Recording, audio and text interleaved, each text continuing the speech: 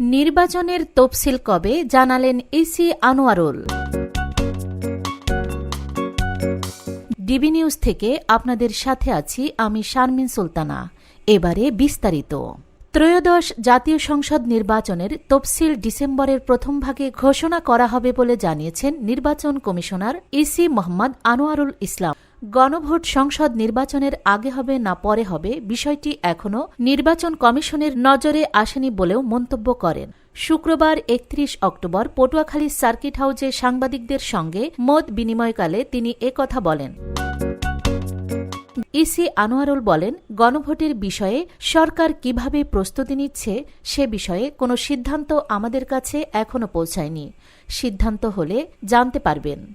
তিনি বলেন, আগামী ফেব্রুয়ারিতে রমজান মাসের আগে সংসদ নির্বাচন হবে। নির্বাচনের কর্মপরিকল্পনা ইতিমধ্যে আমরা প্রকাশ করেছি। নির্বাচনের তফসিল ডিসেম্বরের প্রথম ভাগে ঘোষণা করা হবে।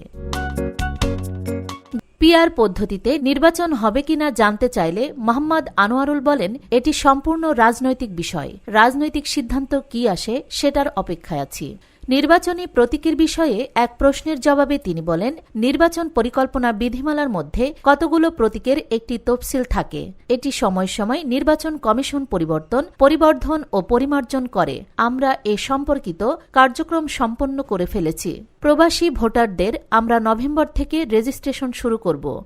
যারা কয়েদি আছেন তারাও যেন ভোট দিতে পারে সে ব্যবস্থাও গ্রহণ করা হয়েছে।